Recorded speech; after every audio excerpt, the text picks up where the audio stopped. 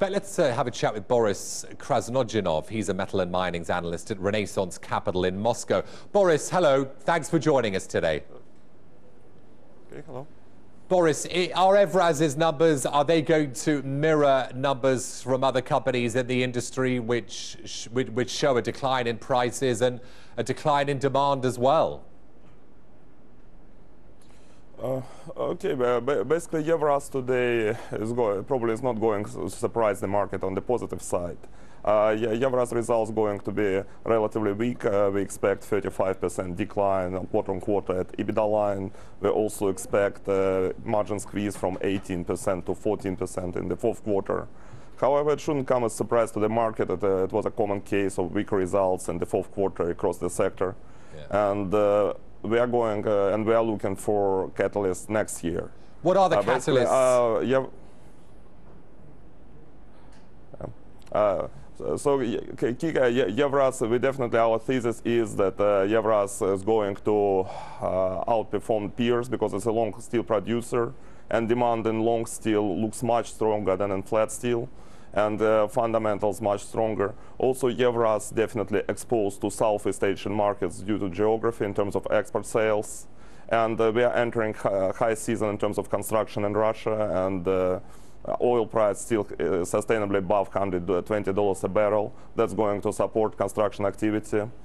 And Evraz, key concern about Evraz traditionally, that's debt burden roughly of $6.5 billion and 2.5 times net debt to EBITDA. But it's fully manageable, and the company, after FTSE inclusion, can definitely refinance its debt if it's needed. So we're quite positive on the Evraz. Yeah, I mean, you got a buy recommendation on the stock. The stock listed on the FTSE 100 on November the 7th. It's up by 7% since. What sort of upside do you think this stock might have in 2012? At the moment, Evraz definitely trades roughly at a 15 to 20% discount on 2012 EBITDA to its major peers like NLMK or Severstal. So at least Evraz should close this gap, because the cost of production of Evraz are roughly the same and comparable with peers. Long steel prices derive a $30–40 premium to flat steel prices. So at least we should expect Evraz to close gap to its peers and probably rally on over the next several months, 15 to 20%.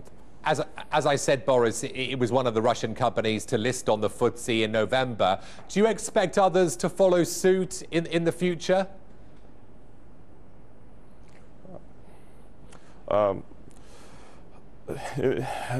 Yes, Evraz moved to London and got a listing. The key idea was to change the investor base to get an access to long money, and so far the company got quite international business model, including strong footprint in the United States. Probably we may see the trend continuing in the sector. Some Russian companies may decide to move to London to primary listing, but it's case by case. Boris, thanks for joining us. Boris Krasnojenov, their metals and mining analyst at Renaissance Capital in Moscow. Thanks for joining us today.